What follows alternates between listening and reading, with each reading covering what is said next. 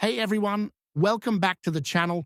If you're tired of hunting down your downloads or your C drive is running low on space, this video is for you. Today, I'm going to show you how to change the default download folder on Windows 11.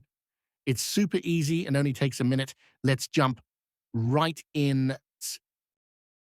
Open File Explorer and type the following path, variable in the address bar, and press enter.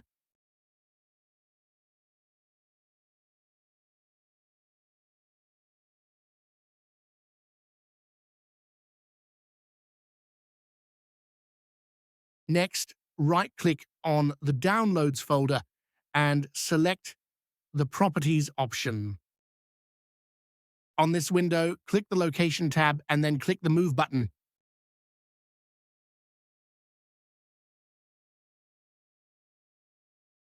Choose the new destination path, either on the same drive or a different one.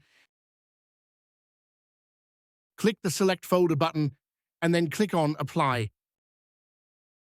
Click the Yes button to move the files to the new location. Selecting No will keep the files in their current location.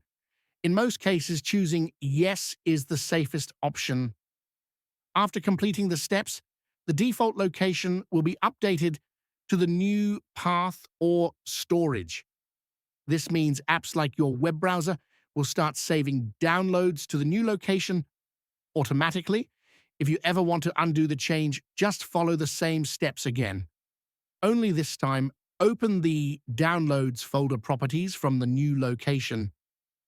If this helped you out, hit that like button, leave a comment if you have questions, and don't forget to subscribe for more quick Windows tips. Thanks for watching, and I'll see you in the next one.